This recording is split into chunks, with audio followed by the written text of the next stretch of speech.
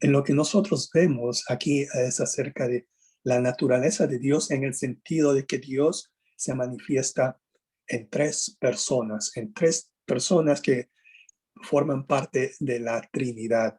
La naturaleza de Dios, esto es lo que representa, ¿verdad? En estudios pasados habíamos visto brevemente también habíamos visto acerca de los atributos de Dios. Bueno, esto no, vamos a ver, no hemos visto, ¿verdad? Acerca de su santidad, acerca de su inmutabilidad, acerca de que Dios es verdadero, acerca de que Dios no puede mentir, acerca de que Dios también, ¿verdad?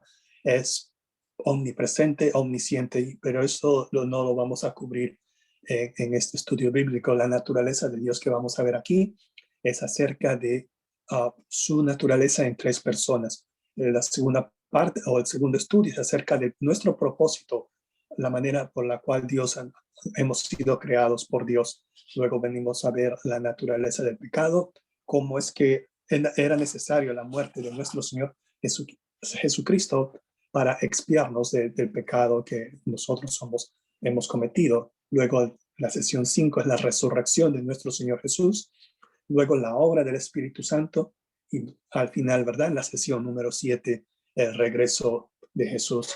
Lo que nosotros vamos a ver en el día de hoy, hermanos y hermanas, es acerca de, como ya le habíamos dicho, ¿verdad? La naturaleza de nuestro Señor Dios, Dios Padre, Dios Hijo y Dios Espíritu Santo. Hermanos, ¿ustedes quisieran comentar o decir algo antes de empezar la clase? Entonces me acompaña, por favor, en oración para iniciar.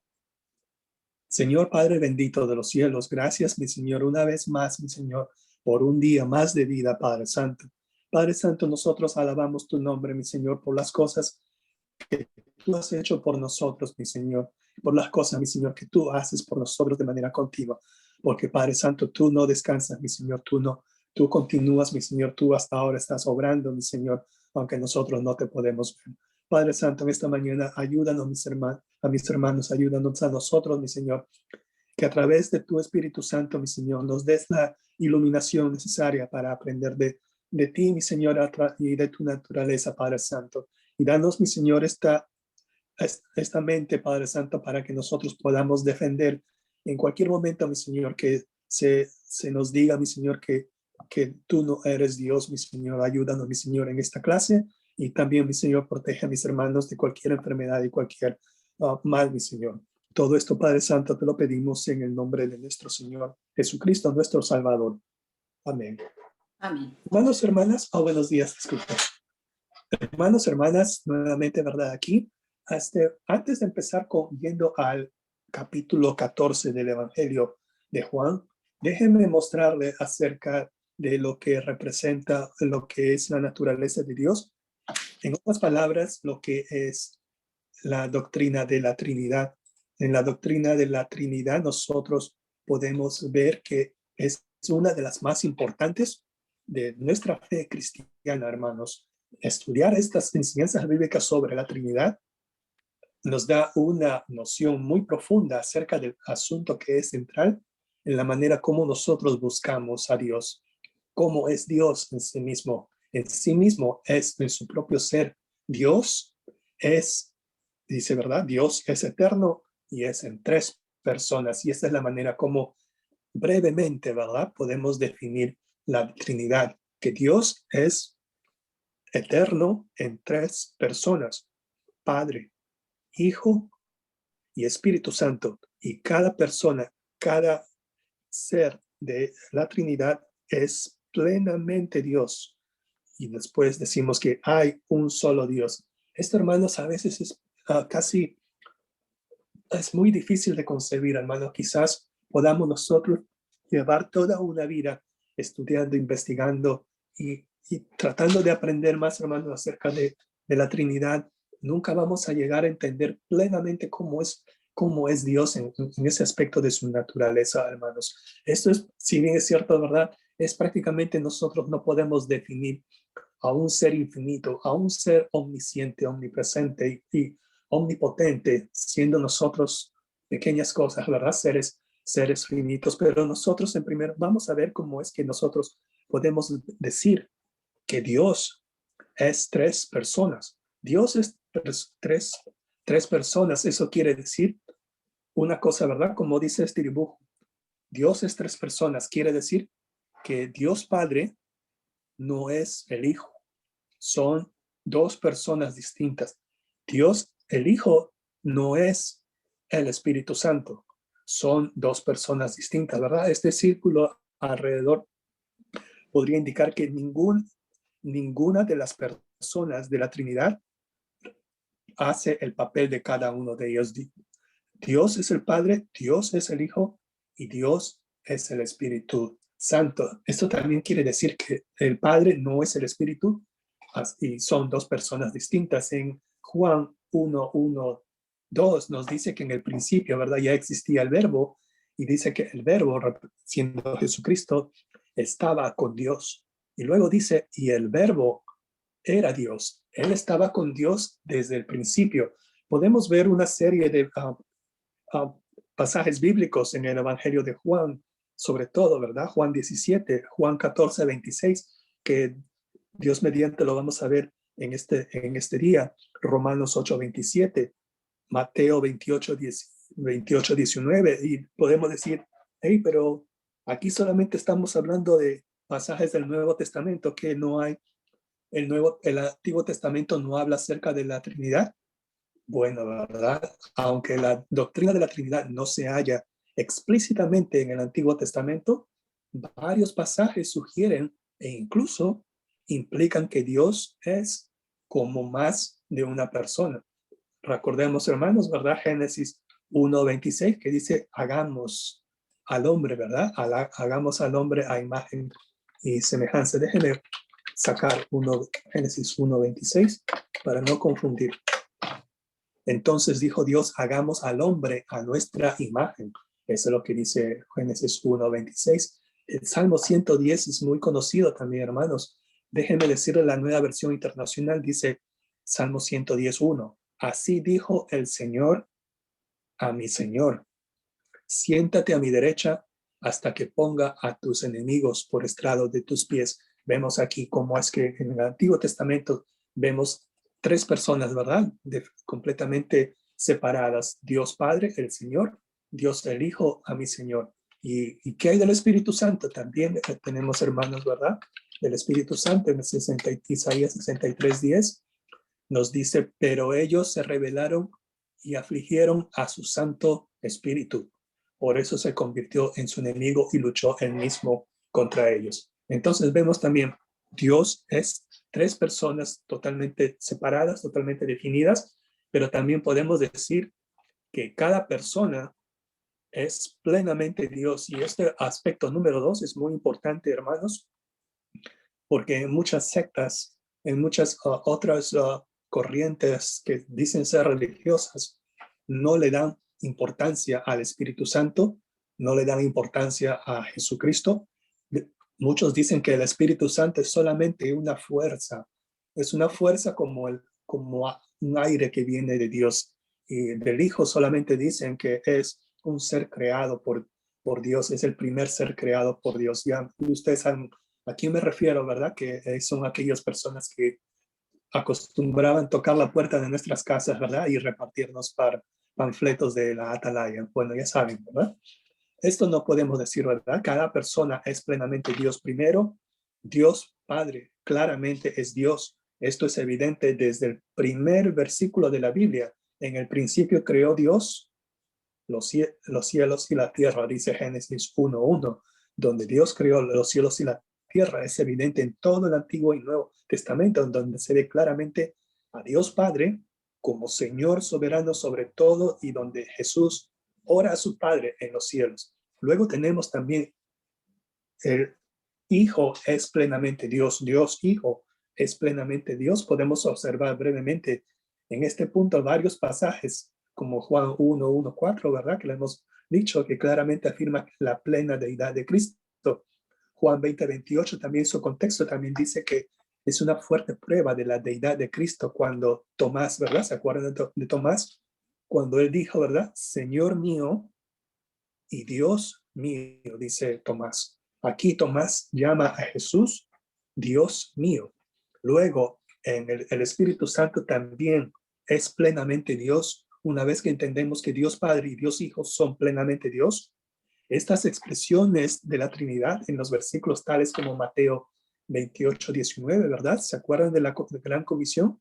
Mateo 28, 19 dice, bautizándolos en el nombre del Padre y del Hijo y del Espíritu Santo. Esto cobra un significado, hermanos, porque en cuanto a la doctrina del Espíritu Santo, porque muestran que se clasifica al Espíritu Santo en el mismo nivel que el Padre y el Hijo. Y la tercera statement, ¿verdad? La tercera declaración es que hay un solo Dios.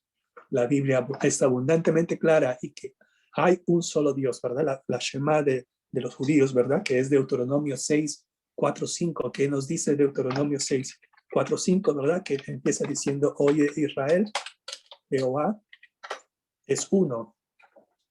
Y Jehová uno es, dice, ¿verdad? Deuteronomio 6, 4 al 5. Bueno, déjenme leer el versículo 5. Llamarás a Jehová tu Dios de todo tu corazón y de toda tu alma y con todas tus fuerzas. También en el Nuevo Testamento vemos que en 1 Timoteo, el apóstol Pablo dice, porque hay un solo Dios y un solo mediador entre Dios y los hombres, Jesucristo hombre. Pablo afirma que Dios es uno también. Nuevamente Santiago, hermanos, hermanas, este versículo de Santiago quizás nos preocupa un poco, ¿verdad? Porque nos encontramos con personas que nos dicen, bueno, yo creo en Dios, ¿verdad? Yo creo en Dios, pero no se dan cuenta, no saben realmente, no conocen la naturaleza de Dios. Cuando dicen que solamente creen en Dios, pero rechazan la deidad del Espíritu Santo y rechazan la deidad de nuestro Señor Jesucristo. Santiago 2:19 nos dice, ¿tú crees que Dios es uno? Dice, bien haces. Y la segunda parte es un poquito fuerte, hermanos. Dice, también los demonios creen y tiemblan. Hermanos, a veces tenemos que tener mucho cuidado, ¿verdad? Que no solamente digamos que creemos en Dios y se acabó. Tenemos que entender que Dios en su naturaleza es Dios Padre, Dios Hijo y Dios Espíritu Santo. Durante el transcurso de la historia, hermanos, hermanas, los escritores, los eruditos han tratado de entender acerca de la naturaleza de Dios.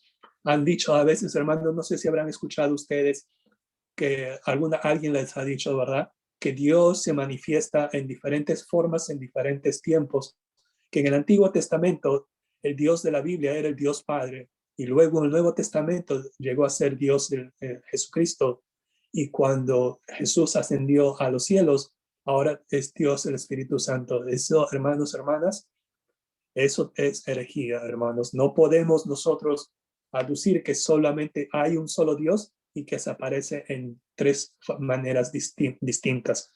Ese tipo de pensamiento se le conoce como modalismo. No querramos nosotros ser modalistas y decir que Dios se manifiesta en tres diferentes aspectos siendo la misma persona. Eso no lo hagamos, hermanos. El arrianismo niega la plena deidad del Hijo y del Espíritu Santo, y ellos utilizan pasajes muy conocidos en las cuales ellos intentan explicar que Dios es uno, sí es cierto, pero desnegando la deidad del Espíritu Santo y de Jesucristo. Y también existe, hermanos, hermanas, religiones, ¿verdad? O sectas que niegan la deidad de nuestro Señor Jesucristo y del Espíritu Santo. ¿Y por qué decimos esto, hermanos? ¿Por qué es necesario decirlo? Porque, hermanos, a veces las personas tienden a retroceder en la historia, lo que ya se había dicho años pasados, lo que ya los concilios indicaron de que eso era herejía.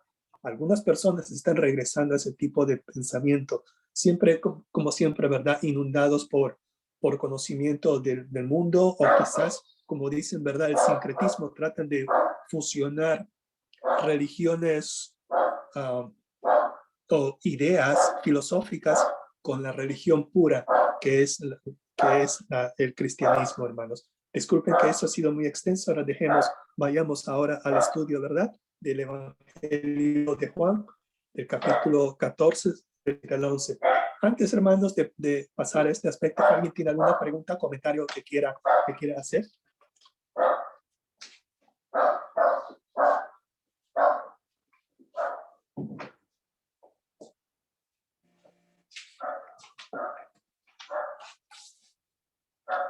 ¿Todavía están ahí? Ok. No, sí, tuve que cerrar la puerta porque mi perrito está ladrando a las ardillas. Hermanos, entonces pasemos a esta parte, ¿verdad? De Juan 14, del 7 al 11. Es acerca de que cómo nosotros, al conocer a Jesús, al Hijo de Dios, es que nosotros conocemos al Padre. En este aspecto aquí vemos que, si bien es cierto, en el Evangelio de Juan, capítulo 14, no se habla explícitamente acerca de la Trinidad, pero este capítulo nos brinda una claridad respecto a esta doctrina, porque esta doctrina, como le habíamos dicho, ¿verdad? Como ya se dijo, es fundamental para el cristianismo. En la última noche con sus discípulos, antes de su arresto y crucifixión, Jesús le dijo a sus discípulos: si ustedes realmente me conocieran, conocerían también a mi Padre, y ya desde este momento lo conocen y lo han visto. Eso lo dice la Nueva Versión Internacional, ¿verdad? Pero tenemos aquí también la Reina Valera. Eso es lo que dice, es lo que dijo Jesucristo. Eso no estaba claro para Felipe, ¿verdad? ¿Saben quién era Felipe, verdad? Uno de los 11 que estaban ahí.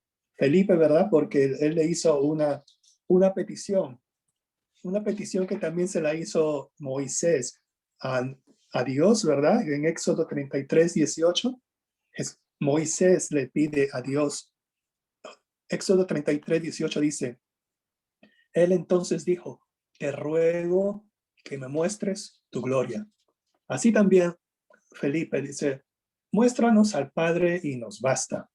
Esta es una interesante, hermanos. A veces nosotros queremos, quizás Felipe quería agradar a Dios, ¿verdad? A Dios el Padre. Es porque siendo judío, ¿verdad? Él había crecido en ese tipo de doctrina que solamente Dios, hay un Dios y Dios es el Padre. Entonces, Felipe le dice, solamente muéstranos al Padre y eso será suficiente, dice. A veces, hermanos, hoy en día también nosotros, siendo cristianos, hermanos, siendo nosotros creyentes en la salvación del Señor a través de nuestro Señor Jesucristo, nosotros también, hermanos, inconscientemente tendemos a pensar de esa manera. Solamente yo me conformo con entender a Dios. No me digan, no me expliquen nada más de doctrina de la Trinidad. Eso para mí es mucho. Dice, no, yo solamente me conformo con que conocer a Dios. Muéstrame a Dios y eso me basta. A veces, hermanos, podemos a veces pecar de ser simplistas en ese aspecto. Y vemos aquí como Jesucristo le increpa, ¿verdad? Yo no sé con qué tono lo habría dicho, ¿verdad? No se ve en el pasaje bíblico si lo estaba, ¿cómo se dice?, exhortando o si lo estaba, ¿cómo se dice?, llamando la atención. Bueno, eso lo dejamos para los que les gusta investigar, pero respondió Jesús, que tanto tiempo dice, he estado con ustedes y no me has conocido, Felipe. Aquí la palabra clave es conocer. Conocer, hermanos, porque eso es básicamente un punto muy importante. Nosotros no podemos conocer a alguien si es que nosotros no investigamos, si es que nosotros no llevamos una relación con esta persona. Nosotros realmente para conocer a Dios, ese es a lo que nosotros debemos llegar. Podemos conocerlo a través de su palabra, a través de la creación, a través de las circunstancias de la vida, hermanos, hermanas. Y sobre todo, y a veces eso, yo tengo esta deficiencia, hermanos, y lo reconozco. Nosotros podemos conocer a Dios en la manera como interactuamos con otras personas. Y eso me falta a mí, ¿verdad? Y esto lo podemos nosotros siempre con oración, ¿verdad? Y ruego, podemos superar todas estas cosas. Pero podemos conocer a Dios de esas maneras, hermanos, hermanas. Y eso es lo que dice aquí Jesucristo. tanto tiempo que he estado con ustedes y no me has conocido, Felipe. El que me ha visto a mí, ha visto al Padre. ¿Cómo pues dices tú, muéstranos al Padre? Aquí estamos viendo primeramente, ¿verdad? Jesucristo le estaba diciendo que Jesús aquí se equiparó a sí mismo con el Padre, porque dice, el que me ha visto a mí, Jesucristo, el que me ha visto a mí, dice, ha visto al Padre. O sea, en otras palabras, dos personas distintas, sin embargo, una misma esencia. Porque si ha visto al Padre, si ha visto a Jesucristo, entonces ha visto al Padre. Pero también conocemos que más adelante, o perdón, más atrás, en Juan capítulo 10, versículo 30, hace una distinción muy explícita acerca de que si bien es cierto, podemos ver a Dios a través de Jesús, pero tanto Jesús como Dios son personas son personas distintas, porque dice en Juan 10:30, yo y el Padre uno somos. O sea, dos personas separadas, pero sin embargo son uno. En Juan 12:45 también dice, y el que me ve, ve al que me envió. Juan 1:18 nos dice, a Dios nadie le dio jamás el unigénito Hijo que está en el seno del Padre. Él le ha dado a conocer. Hermanos, queríamos llegar a Colosenses 1:15, pero este pasaje de Colosenses 1:15 es un pasaje que nos puede causar un dolor de cabeza, hermanos, porque aquí en este pasaje es lo que se basan muchas personas para negar la deidad de Cristo Jesús, pero sin embargo, si entendemos bien este pasaje, déjenme leerlo.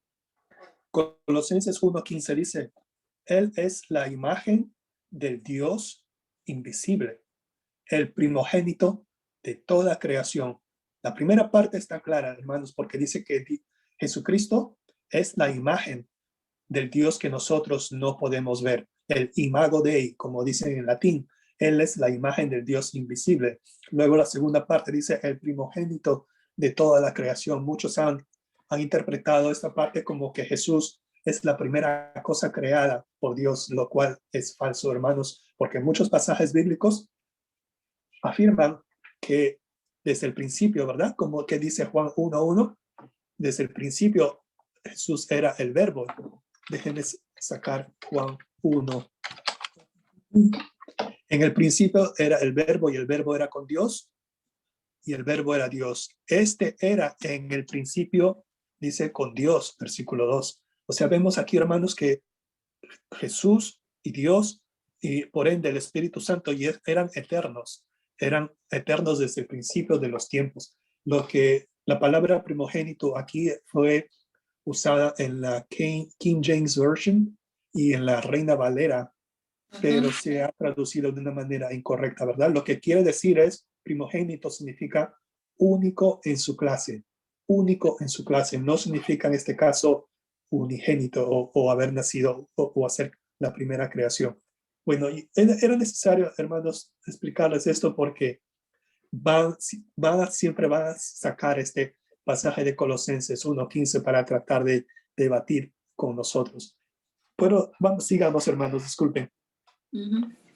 Entonces el versículo 10 dice, note que aquí la Reina Valera dice, no crees. Aquí Jesucristo le está hablando directamente a Felipe, porque utiliza pronombres de segunda persona en singular.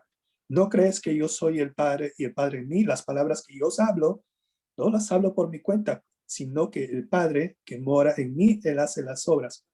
El versículo 11, sin embargo, vemos aquí un cambio, puesto que si bien es cierto, era Felipe el que estaba haciendo la pregunta, quizás los otros discípulos también habrían asentido la cabeza y diciendo, ajá, sí, Felipe, buena, ¿verdad? Gracias por hacer la pregunta, Felipe, por nosotros. Nosotros somos muy tímidos, ¿no? No nos atrevemos a preguntarle eso a Jesús. Por eso que el versículo 11 es en plural. Es para todos los discípulos que estaban ahí reunidos con Jesús, ¿verdad? En la última cena. El versículo 11 en la versión internacional dice, créanme, o sea, en plural, créanme cuando les digo que yo estoy en el Padre y que el Padre está en mí, o al menos créanme, plural, por las mismas obras. Hermanos, hasta a veces pensamos que quizás tengamos cierta duda acerca de la deidad del Hijo. Hermanos, es bueno dudar, hermanos, pero no debemos quedarnos con la duda. Debemos nosotros investigar las palabras de Cristo, las palabras en la Biblia, hermanos, hermanas, y tenemos que seguir, ¿verdad?, buscando esta ayuda a través de cualquier estudio bíblico, hermanos, hermanos, no solamente escuela dominical. Si nosotros realmente queremos saber, queremos conocer a Dios, hermanos, hermanas, tengamos esa experiencia con Él, hermanos, en oración, yendo a su palabra, ¿verdad? Intercambiando ideas con hermanos cristianos. Y esto es algo bueno, hermanos. Podemos dudar, pero no debemos mantenernos en la ignorancia. No es bueno, hermanos. No debamos ser ignorantes, más bien podemos dudar, pero sí, hermanos, tenemos que salir de todo esto. Aquí vemos que el Padre y el Hijo son uno, pero separados, porque eso es lo que dijo, ¿verdad? Nuestra incapacidad para comprender completamente cómo el Padre y el Hijo son uno, pero separados, no significa que no podemos apreciar la forma en que Dios trabaja. Puede que no entendamos exactamente la obra de Dios, pero podemos saber y confiar en Él, en la obra. Rápidamente, hermanos, porque se me está acabando el tiempo. En los versículos siguientes de Juan capítulo 14, y leamos desde el versículo 15, hermanos, dice: si me amáis, guardad mis mandamientos. ¿Por qué está ese versículo 15 aquí? Es por el versículo 16, porque el versículo 16 empieza con la letra Y, que dice: y yo rogaré al Padre y os dará otro consolador para que esté con vosotros para siempre. La razón del y es por eso que es necesario juntar el 15 con el 16, porque es una consecuencia de lo que pasa en el 15. El 15 dice: si me amáis, guardad mis mandamientos. A veces, hermanos, hemos estudiado mucho acerca de este pasaje, pero hay dos extremos en la manera como este pasaje de lo que dice Jesucristo aquí se interpreta. Tenemos que tener cuidado también aquí, hermanos, porque si nosotros no podemos llegar al legalismo diciendo que la salvación sea basada por obras, diciendo: tengo que guardar los mandamientos, tengo que guardar los mandamientos, tengo que guardar los mandamientos, si no, no estoy amando a Jesús. Eso es lo que no dice el versículo 15. El versículo 15 es más bien como si es que amamos a Jesús, como consecuencia de nuestro amor a Él, es que nosotros vamos a guardar sus mandamientos. Esa es la consecuencia de nuestro amor por nuestro Señor Jesucristo, porque Él nos ha dicho de qué manera nosotros podemos amar. Está en Juan, también en Juan 14, en Juan 13. Déjenme buscar, hermanos, disculpen. Juan 13, 35, ¿verdad? El 34, perdón. Un mandamiento nuevo os doy, que os améis unos a otros, como yo os he amado, que también os améis unos a otros, dice Juan 13, 34. En esto, hermanos, es lo que Jesucristo está diciendo, ya que la salvación, hermanos, no es un trabajo nuestro. La salvación viene a través de Jesucristo. Él es el que se encarga de nuestra salvación, como lo dice en Juan 14, 6. Y Jesús nos dice que Él es la vida, Él es el camino, la verdad y la vida, y nadie viene al Padre si no es por Él. Por eso es que es necesario que lo pongamos aquí en el versículo 15, porque es a través del Espíritu Santo, hermanos, hermanas, es a través del Espíritu Santo en que nosotros podemos nosotros obedecer o guardar los mandamientos de Dios, porque por nosotros mismos no lo podemos hacer. Es prácticamente imposible. Es por eso que el versículo 16 dice: y yo rogaré al Padre y os dará otro consolador para que esté con vosotros para siempre. A este consolador se le conoce como Paracletos, ¿verdad? Que este es el Espíritu Santo. Consolador significa, ¿verdad?, nuestro ayudador, nuestro defensor, nuestro abogado, nuestro consejero, nuestro confortador. esta palabra paracletos es básicamente lo que en griego significaría uno llamado a nuestro lado. Como dicen en México, ¿verdad? Alguien que nos da por nuestro lado. No sé si es algo que se usa en México, ¿verdad? Si lo he escuchado. No sé qué significará, pero ustedes sabrán mejor que yo. Pero en ese sentido, hermanos, vemos aquí que es el que nuestro defensor, nuestro abogado. Y nótese aquí algo también, una palabrita que a veces se nos puede escapar. El versículo 16 dice, y os dará otro consolador. En otras palabras, es otro consolador. ¿Y cuál es el otro? ¿Quién es el otro? Bueno, el primero, ¿verdad? Es Jesucristo.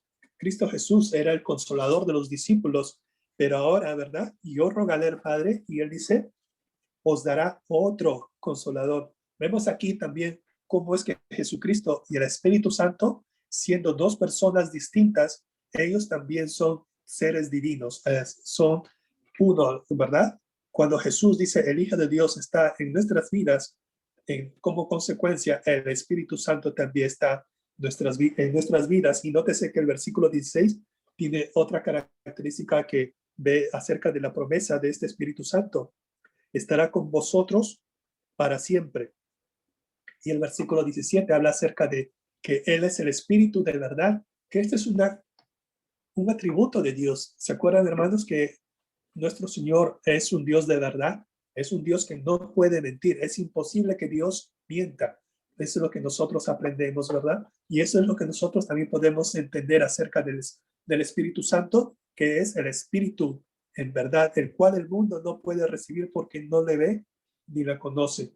Y este es otro aspecto también importante. En segundo lugar, se puede confiar en el Espíritu, en su guía y convicción. Luego también vemos en los versículos 18, 19, es aquí cuando dice, no los dejaré huérfanos. A veces, imagínense, hermanos, ya estaban recibiendo solamente malas noticias o noticias tristes, pero él estaba diciendo que no los dejaré huérfanos. Dice todavía un poquito más, dice, ¿no? Dentro de poco, él dice que va a haber un evento que sucedería más temprano que tarde, pero luego dice, ¿verdad? Que en aquel día, hablando de la resurrección, en aquel día vosotros conoceréis que yo estoy en mi Padre y vosotros en mí y yo en vosotros.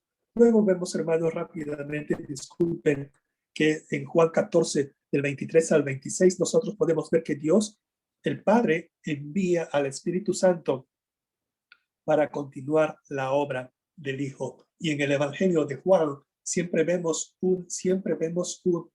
una conexión entre amor y obediencia. No podemos decir que amamos a Jesús y no le obedecemos, ¿verdad? Es dos cosas están conectadas la una y la otra, pero como aprendimos en los versículos pasados, esta obediencia que nosotros podemos tener a nuestro Señor Jesucristo es a través del Espíritu Santo que nos da el poder, que nos da la consolación, que nos ayuda y es quien aboga por nosotros. Esta diferencia nosotros podemos ver, pero dice, para los verdaderos siervos, esta obediencia no debe ser algo legalista, más bien es un privilegio. Y el acto clave de esta obediencia es que nosotros aceptemos la obra del Espíritu Santo en nuestras vidas. ¿Por qué? Porque Jesús dice en el versículo 23, y mi Padre le amará y vendremos a él y haremos morada con él. O sea que el Padre y Jesucristo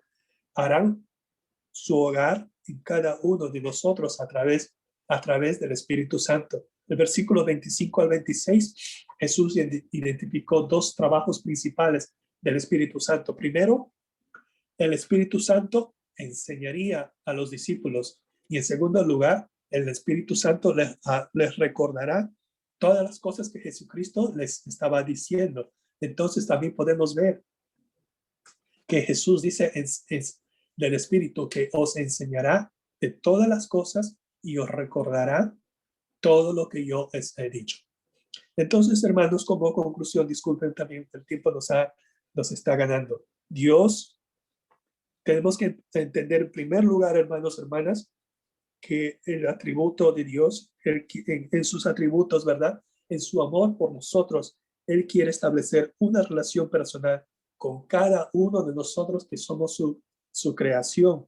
Y en ese sentido, el Padre envió al Hijo para darnos un ejemplo a seguir y morir por nuestros pecados. Y es por eso que también el Espíritu Santo del que ahora nosotros leemos en las Escrituras es exactamente el mismo Espíritu que ahora obra en nuestros corazones y mora en nosotros. Él todavía nos convence, Él todavía nos mueve, Él todavía nos da poder, Él todavía, el Espíritu Santo de hoy es el mismo Espíritu Santo de ayer que estuvieron con los discípulos, estuvieron con todas las personas de los personajes de los que nosotros estamos leyendo, hermanos. Entonces, hermanos, como cosa final, tenemos preguntas, comentarios, algo que usted quiera mencionar.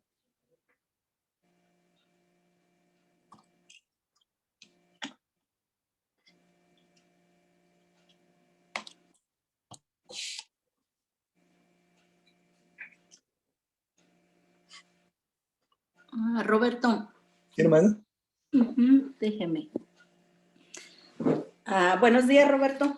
Buenos días. Dios la bendiga. No sé si está en aquí en las preguntas que usted puso, pero la número 5, Roberto, Ajá. que dice, ¿de qué manera puede adorar a Dios y confiar en Él?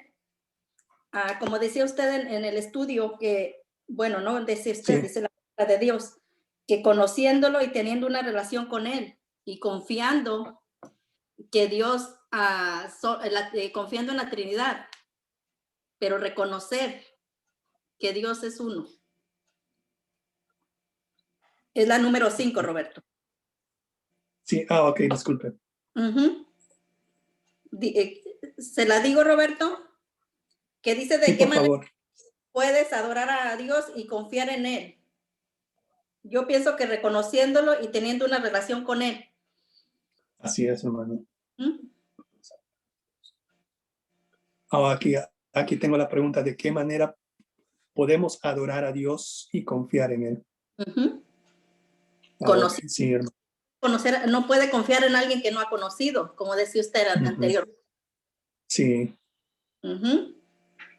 Y reconociendo reconociendo a la Trinidad también. Sí, hermano. ¿Alguien más, hermanos? Buenos días otra vez. Buenos días.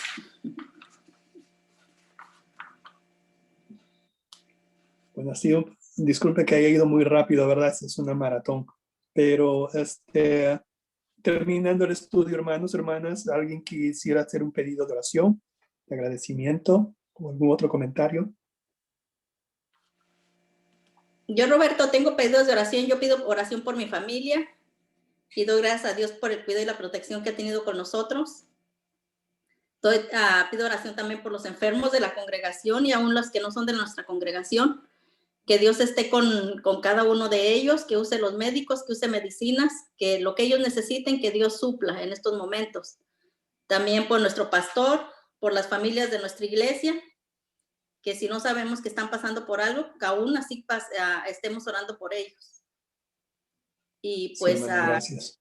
Dios nos siga guiando, que nos dejemos guiar por Él para seguir adelante hasta en estos momentos.